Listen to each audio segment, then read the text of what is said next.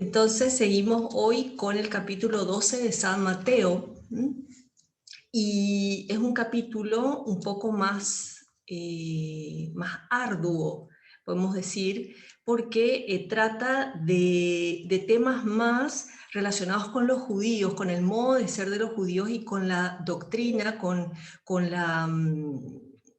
con las leyes judías, ¿verdad?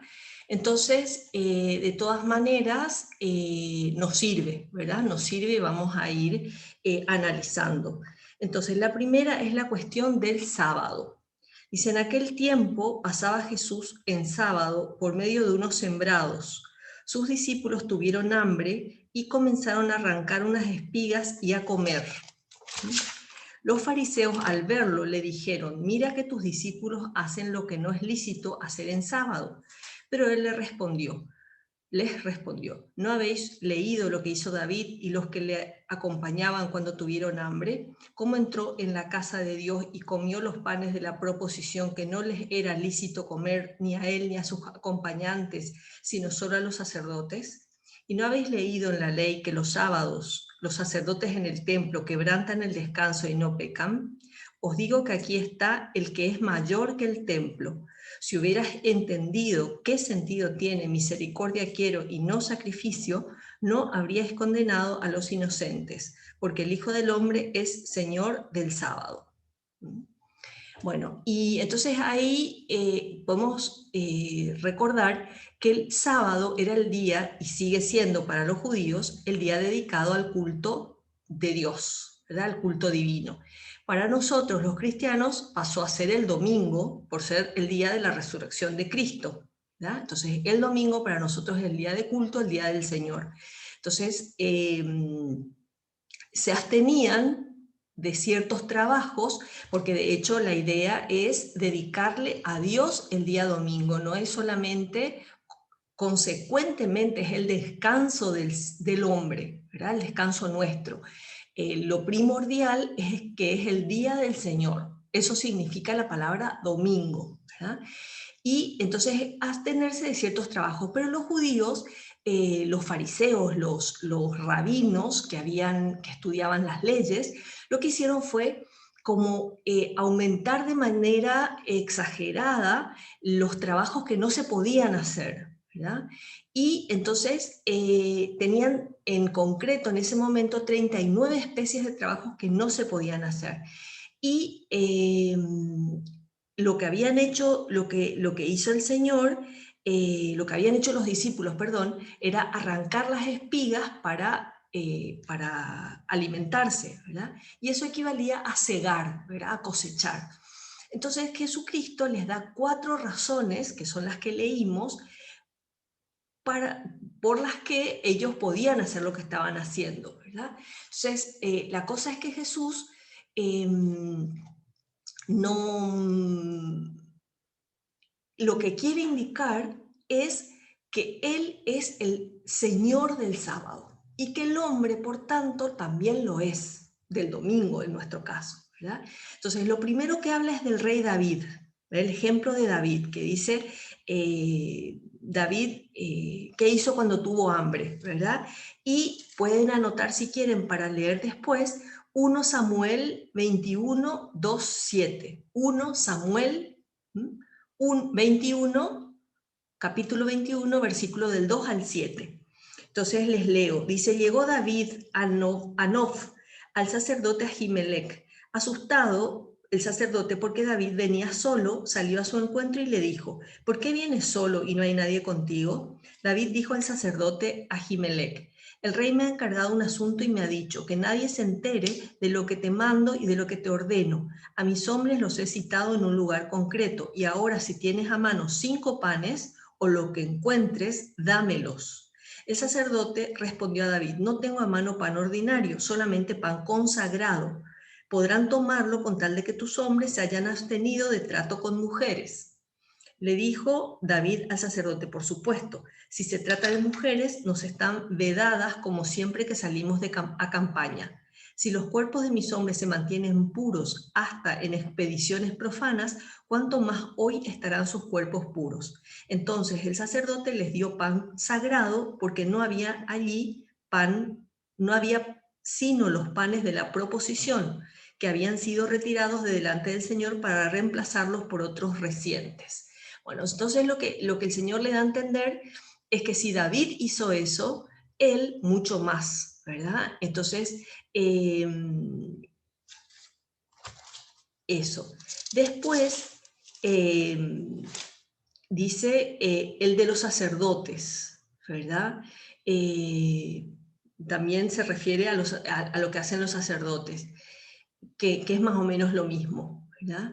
Y misericordia quiero y no sacrificio. Si tuvieran en cuenta ese punto, ¿verdad? De que misericordia quiero y no sacrificio. Eso ya lo vimos, ¿verdad? En otro pasaje Jesús dice lo mismo, insiste en que los sacrificios deben ir del culto, ¿verdad? El culto a Dios, tienen que ir unidos a un corazón bueno, a tener un corazón bueno, a la bondad del corazón, ¿verdad? Que la caridad debe informar nuestras actividades más comunes, cuanto más el culto con Dios, ¿verdad? El culto a Dios, perdón. Entonces lo que quiere recalcar es el señorío del Dios, de Cristo, sobre el sábado, ¿no? El señorío, o sea, Cristo es mucho más que eso, y si Él está presente, eso es, Él es mucho más importante, ¿verdad? Entonces, eso, y del domingo. Entonces, acá nos queda que la caridad siempre en la iglesia se interpretó así, ¿verdad? Que si un domingo no podemos ir a misa porque tenemos que cuidar a un enfermo o a una persona mayor, aunque no esté enferma, o una cuestión de caridad, ¿verdad? Una cuestión de amor al prójimo, quien sea, no pasa nada, ¿verdad? Entonces, no pasa nada, digo, en el sentido de que no cometemos un pecado al no ir a misa, que es el culto por excelencia que nosotros tenemos actualmente los católicos, ¿verdad? Entonces, la caridad está por encima, ¿verdad? Misericordia quiero y no sacrificio, ¿verdad? Aunque el sacrificio que ellos ofrecían a Dios era muy distinto del sacrificio que ofrece Cristo, ¿verdad? Que ofrecemos nosotros, porque le ofrecemos a Cristo mismo, ¿verdad? Bueno, después, a partir del versículo 9 del mismo capítulo 12, dice, cuando partió de allí, entró en la sinagoga, porque había un hombre que tenía una mano seca y le interrogaban para acusarle.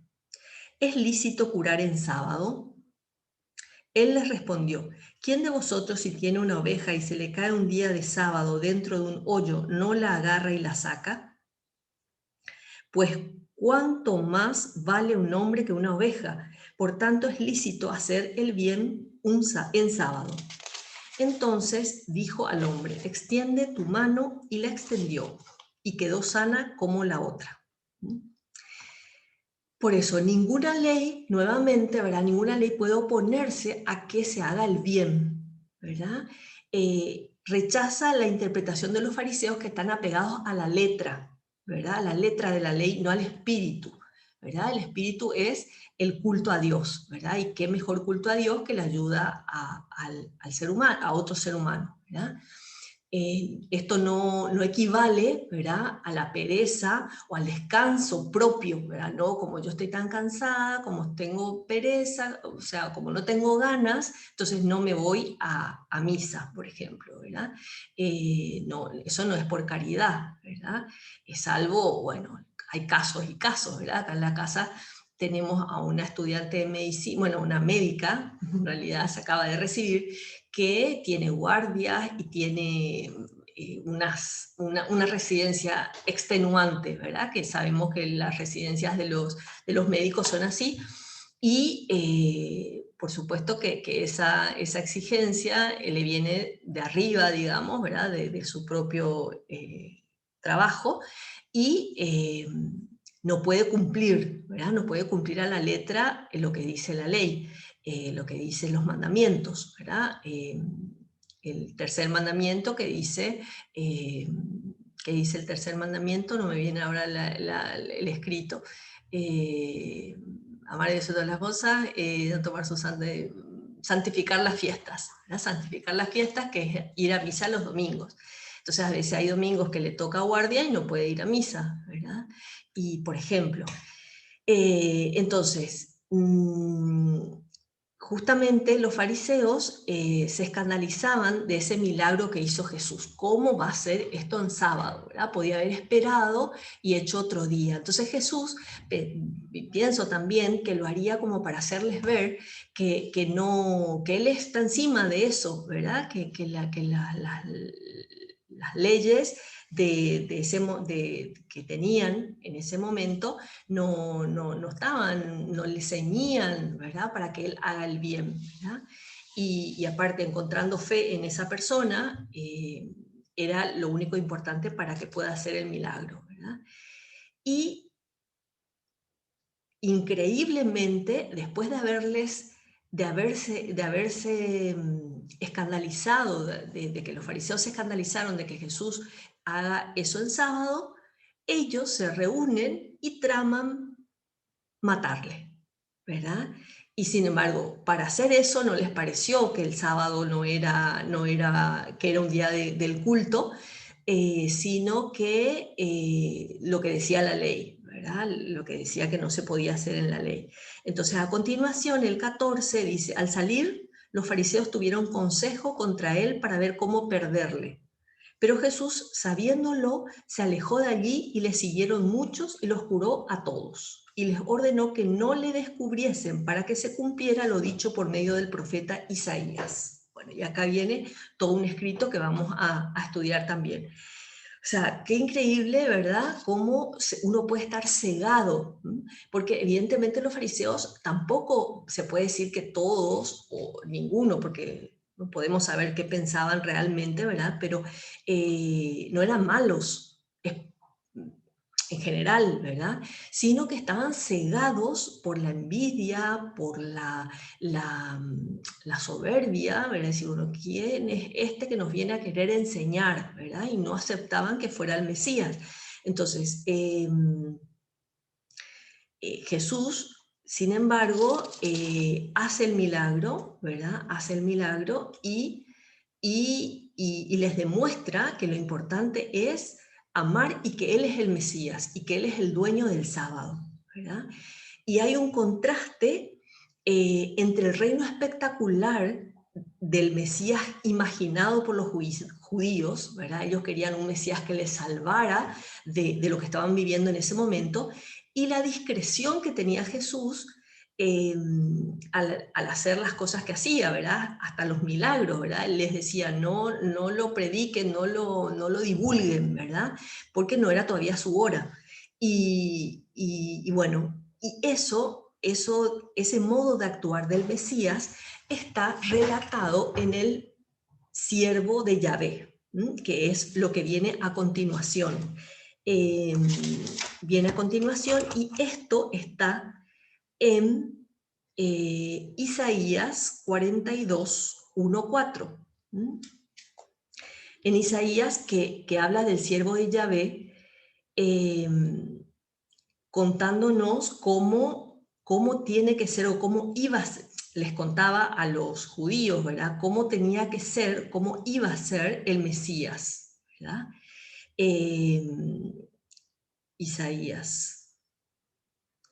¿Querés leer, Messi? Isaías 42, 1, Sí. 4.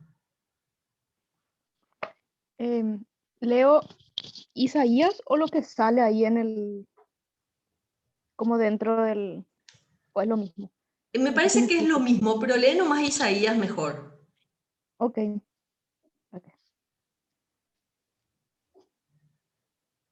42, Dice, 1, 4. sí, ay, espera que me fui al comentario, no sé cómo. Entonces, Sí, acá yo ya acá estoy. encontré. ¿Sí? Sí, mira a mi siervo, a quien sostengo, mi elegido en quien se complace mi alma. He puesto mi espíritu sobre él. Llevará el derecho a las naciones. No gritará ni chillará, no hará oír su voz en la calle. No quebrará la caña cascada, ni apagará el pabilo vacilante. Dictará sentencias según la verdad. No desfallecerá ni se doblará, hasta que establezca el derecho en la tierra. Las islas esperarán su ley. Hasta ahí. Genial. Bueno, entonces acá, por un lado, es el magisterio amable y discreto de Jesús, ¿verdad? Que detalla en estas palabras, ¿verdad? No gritará, no chillará, ¿verdad? Que trae Jesús, que trae la luz de la verdad al mundo. ¿Mm? Y después también como que toma la forma de siervo, la forma de siervo que sirve, ¿verdad? Que sirve, que no busca el aplauso, que no busca el que le sirvan, ¿verdad? Que no busca el alabanza, no busca quedar bien. Y entonces ese es Jesús que dice, para que se cumpla lo dicho por el profeta Isaías, ¿verdad? Siervo humilde, amado y elegido por Dios. Entonces, esas son las claves para entender cómo es Jesús, cómo actúa Jesús. Y también es una justicia humilde, ¿verdad? Cumple el plan de salvación. Y después vienen esas frases que dice la caña cascada, que siempre a mí me pareció, ¿qué es lo que Jesús quiere decir con esto? ¿Verdad? Y cuando leí la explicación, ¿verdad? Que es muy claro, porque son dos cosas que están está a punto de romperse uno y está a punto de apagarse el otro, ¿verdad? Entonces, la caña cascada se está a punto de romper, ¿verdad? Y la mecha humeante o el pabilo, que es el fósforo, ¿verdad? El poquito de fósforo que queda. Entonces se refiere a los judíos o a los pecadores, ¿verdad? A los judíos que, que no aceptan al Mesías, ¿verdad? Porque muchos le aceptaron. Entonces a los judíos que no aceptan al Mesías y a cualquier pecador. Que el Señor no quiere terminar de romper esa caña ni de apagar esa mecha o ese pabilo o eso lo que sea. O sea, ya veremos que las enseñanzas de la misericordia y el perdón de Dios, ¿verdad? O sea, que el Señor espera que se conviertan, ¿verdad? No está ahí para decirles, ustedes están haciendo un desastre, aléjense de mí, ¿verdad? Sino al revés, lo que quiere es atraerles hacia Él, ¿verdad? Entonces dice, no quebrará la caña cascada, ni apagará la mecha humeante, hasta que haga triunfar la justicia. Y en su nombre pondrán su esperanza en las naciones, ¿verdad? Entonces, eso es muy importante. Ahí está la misericordia de Dios, que ya vamos a ver próximamente la parábola del hijo pródigo, donde Jesús muestra claramente que está esperando con los brazos abiertos que volvamos a Él cuando nos apartamos, ¿verdad? Y el amor tan grande que nos tiene. Bueno, y después, acá está, ya seguimos. Entonces dice, calumnia de los fariseos, pecado contra el Espíritu Santo. Entonces le trajeron un endemoniado, ciego y mudo, y lo curó, de manera que el mudo hablaba y veía. Y toda la multitud se asombraba y decía, ¿no será este el hijo de David? Pero los fariseos al oírlo dijeron, este no expulsa a los demonios, sino por Belzebul, príncipe de los demonios. Jesús, que conocía sus pensamientos, les dijo, todo reino dividido contra sí mismo queda desolado, y toda ciudad o casa dividida contra sí misma no podrá subsistir. Si Satanás expulsa a Satanás, está dividido contra sí mismo. ¿Cómo puede entonces subsistir su reino? Si yo expulso los demonios por Belzebul, vuestros hijos, ¿por quién los expulsan? Por eso ellos serán vuestros jueces. Por tanto, si yo expulso los demonios por el Espíritu de Dios, es que el reino de Dios ha llegado a vosotros. ¿Cómo puede alguien entrar en casa del fuerte y saquear sus enseres si antes no ata al fuerte? Solo entonces podrá saquear su casa. El que no está conmigo está contra mí. El que no recoge conmigo desparrama. Por tanto, os digo, todo pecado y blasfemia se perdonarán a los hombres, pero la blasfemia contra el Espíritu no será perdonada. A cualquiera que diga una palabra contra el Hijo del Hombre se le perdonará, pero al que hable contra el Espíritu Santo no se le perdonará ni en este mundo ni en el venidero. Entre paréntesis, porque no tengo preparado, no se le perdonará en el mundo venidero. Esta es una de las frases o ideas que las Sagradas Escrituras nos dicen sobre el purgatorio, porque quiere decir que en el mundo venidero, que es el reino de Dios, se perdonan los pecados, ¿no? Entonces, ahí está que existe un lugar a donde vamos cuando cuando morimos en estado de gracia, pero imperfectamente, imperfectamente limpios, ¿verdad? O sea, no estamos totalmente limpios, entonces no se puede ir al cielo, ¿verdad? Bueno, entonces eso entre paréntesis nomás porque no lo tenía anotado. Bueno, entonces aquí hay una clara posesión diabólica, ¿verdad? Una idea importante es que antes de la venida de Cristo, el demonio estaba más suelto, tenía más poder. Vemos así que a partir de la venida de Cristo, el demonio tiene menos poder, aunque sigue teniendo poder, hay menos posesión diabólica, hay menos acción diabólica externa, clara, ¿verdad? Hay, ¿cómo se llama esto? ¿Cómo es? Como que lleva al pecado, ¿verdad? Al hombre, pero incita al pecado, pero no tanto, aunque sigue habiendo, ¿verdad? Sigue habiendo lastimosamente.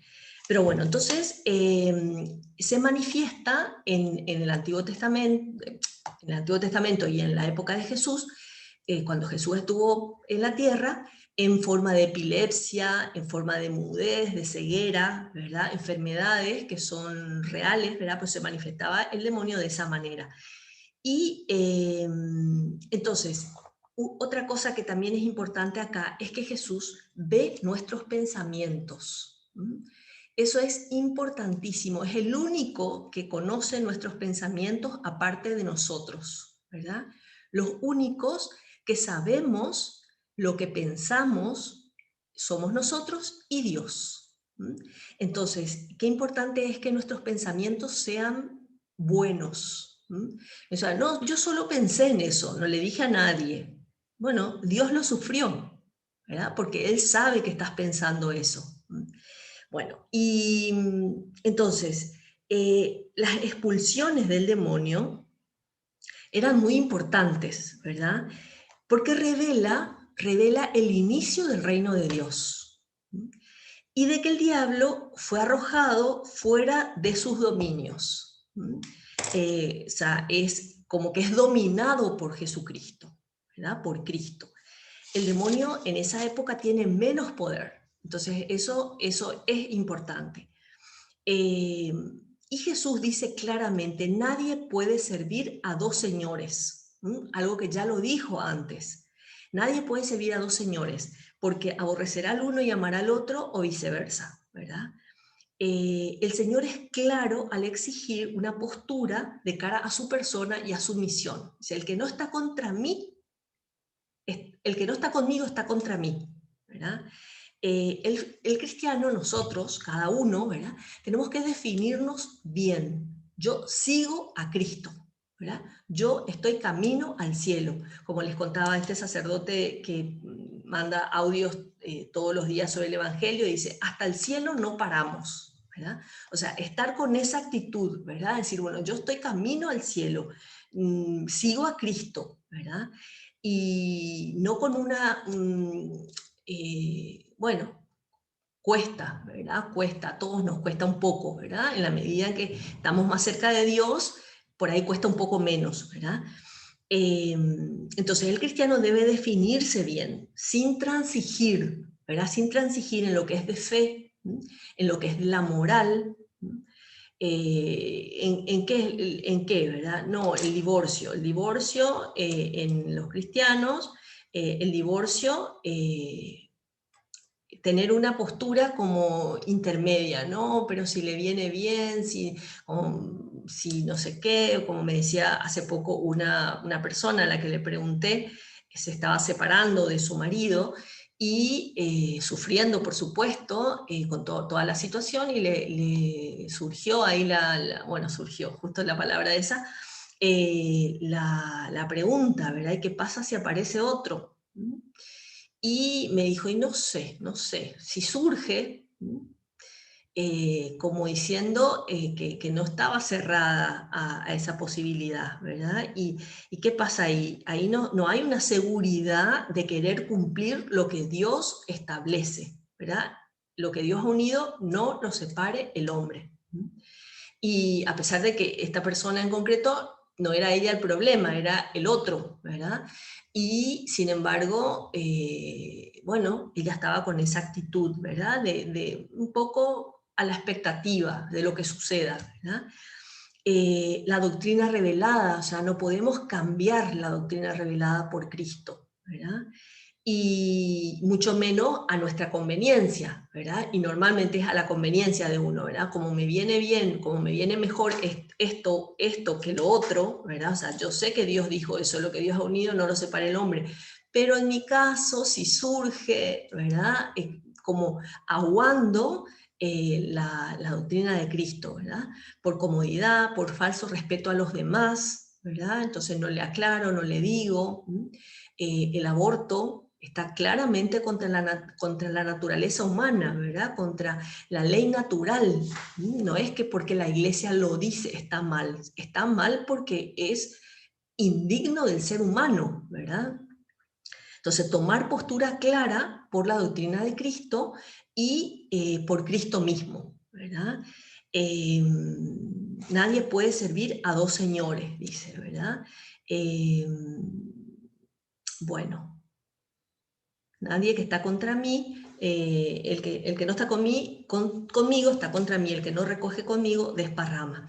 Bueno, y después viene lo del pecado contra el Espíritu Santo. Este es un tema muy importante y la gente no, lo ignora, ¿verdad? Lo ignora y tenemos que darlo a conocer. ¿Cuál es el pecado contra el Espíritu Santo? A ver si de las presentes, que son 5 honorables personas que están acá escuchando, a ver si alguna, para que no se me duerman, si alguna se le ocurre o sabe, ¿verdad? Genial si sabe, ¿qué es el pecado? ¿Cuál es el pecado contra el Espíritu Santo?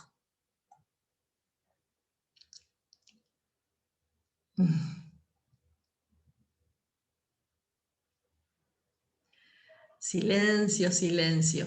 Bueno, eh, alguna pueden escribir si les da más tranquilidad, pero no. No es fácil la pregunta, de hecho, ¿verdad? Porque, a ver, Diana sacó su... se puso el audio un ratito, no sé si para responder o qué. Bueno, no importa, chicas, no se preocupen porque es difícil la pregunta. Dios quiere que todos los hombres se salven, ¿verdad?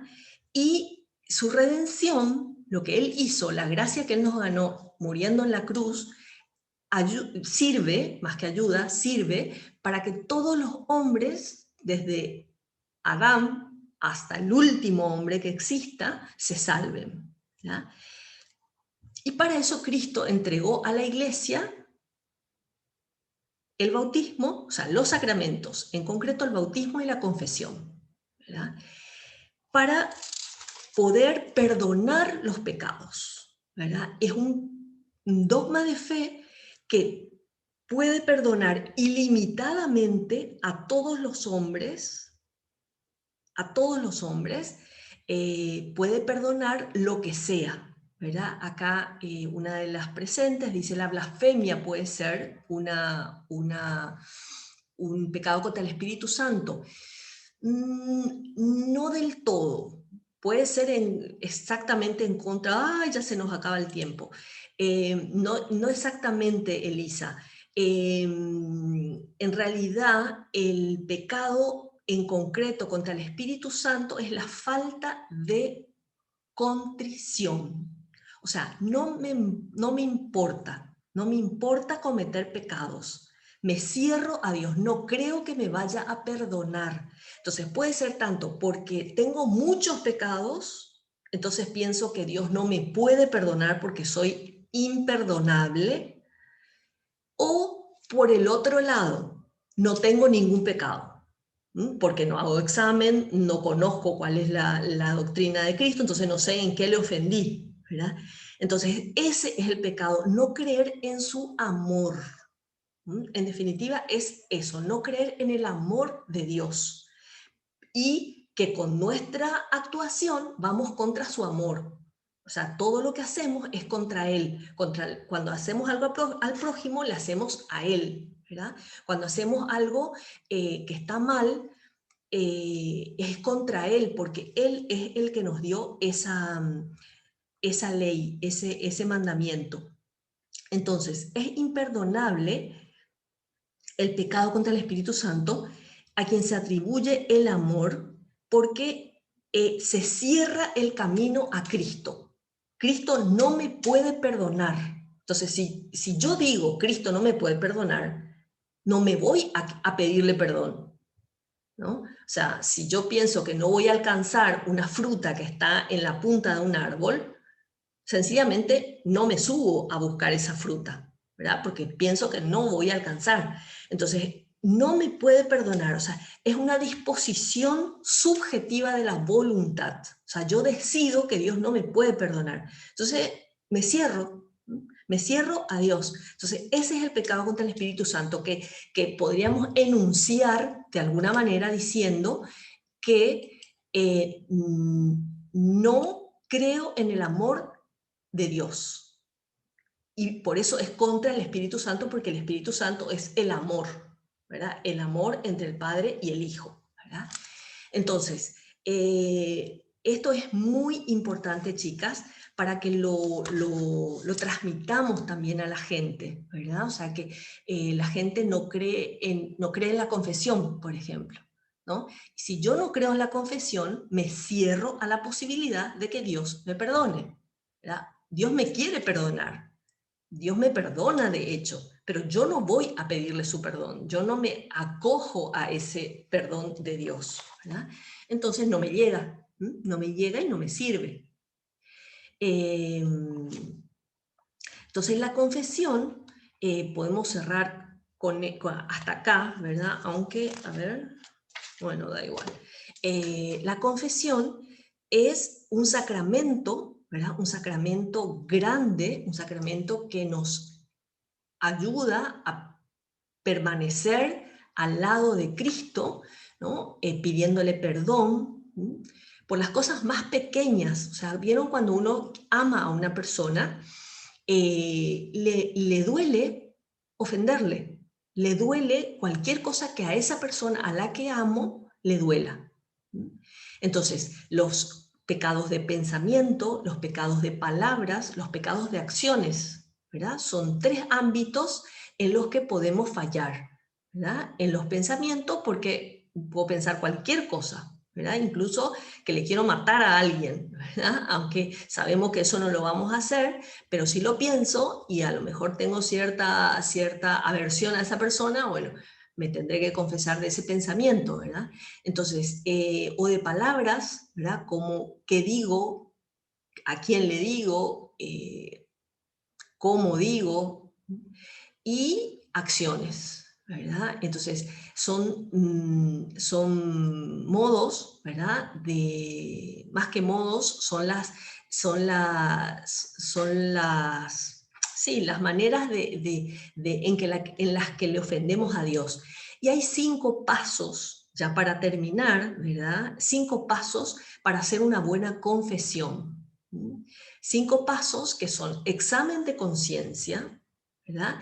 Y para ese examen de conciencia necesitamos preparación, o sea, necesitamos fundamentar o conocer, más que nada, las razones, no las razones tanto, sino como en qué le puedo haber ofendido a Dios, qué cosas son las que Dios espera de mí y en qué cosas le defraudé a Dios, ¿verdad?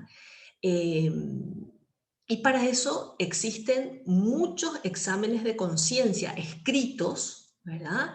Incluso hay algunos que son sobre los pecados veniales, ¿verdad? Los pecados que son más leves, ¿verdad? Porque pueden ser mortales o veniales, ¿verdad? Los pecados.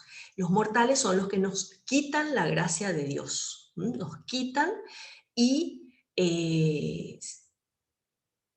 podemos, por un solo pecado mortal, ir al infierno, ¿verdad? Entonces, faltar a misa los domingos es un pecado mortal, por razón, sin tener una razón, ¿verdad? O sea, todos los pecados que van contra los mandamientos son pecados mortales, salvo algunos que admiten ser leves, ¿verdad? Pueden ser leves o graves.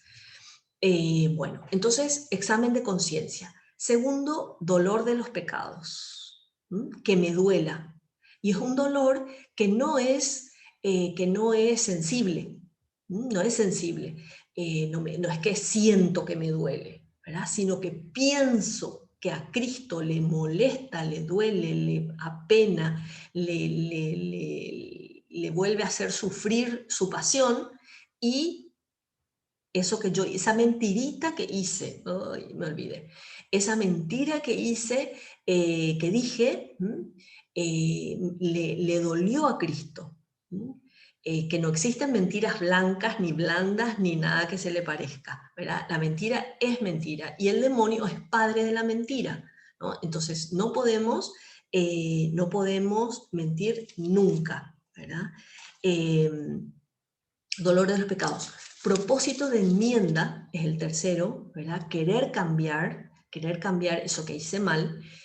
Y aunque sabemos que vamos a volver a cometer, porque en los pecados veniales cuesta sacar esa tendencia que tenemos, ¿verdad? Después, cuarto, contar los pecados al sacerdote. Y quinto, cumplir la penitencia. Los más importantes son, bueno, los 5 son importantes, no podemos decir cuál es más importante que cuál, ¿verdad?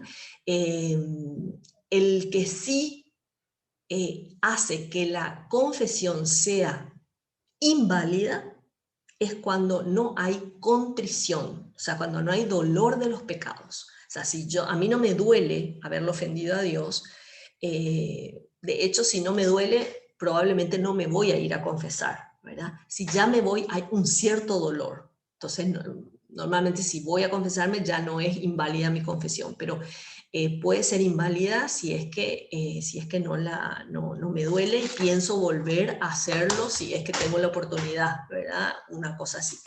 Bueno, chicas, entonces se nos acaba el tiempo, llegamos hasta aquí. Con esto, ¿verdad? Yo creo que avanzamos un poco. Entonces, cualquier duda, comentario que tengan, tenemos un minuto.